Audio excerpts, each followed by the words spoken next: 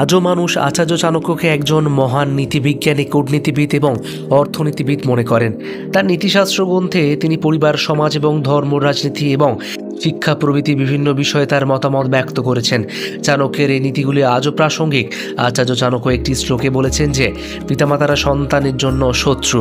আচার্য চাণক্য বলেছেন, সেই পিতামাতারা সন্তানদের জন্য শত্রু যারা তাদের সন্তানদের শিক্ষিত করেননি।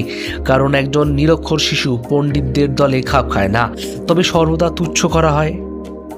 পণ্ডিতদের দলে তাকে অপমান করা হয়। শিক্ষার বিকাশ না করলে মানুষ পরিপূর্ণ হয় না।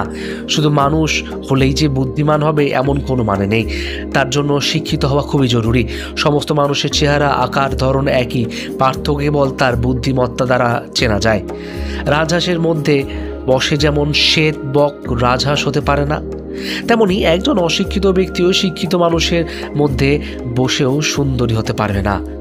তাই অভিভাবকদের কর্তব্য হলো তাদের সন্তানদের এমন শিক্ষা দেওয়া যাতে তারা সমাজে সুন্দর হয়ে উঠতে পারে।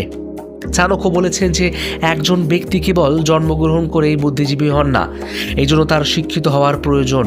মানুষের চেহারা এবং গঠন একই রকম, তবে শিক্ষা তাদের মধ্যে পার্থক্য করে। সন্তানকে শিক্ষিত করতে হলে নিজেরও শিক্ষার প্রয়োজন। আপনি নিজে যতটা শিক্ষিত হবেন, সন্তানকে তত ভালোভাবে গড়ে তুলতে পারবেন।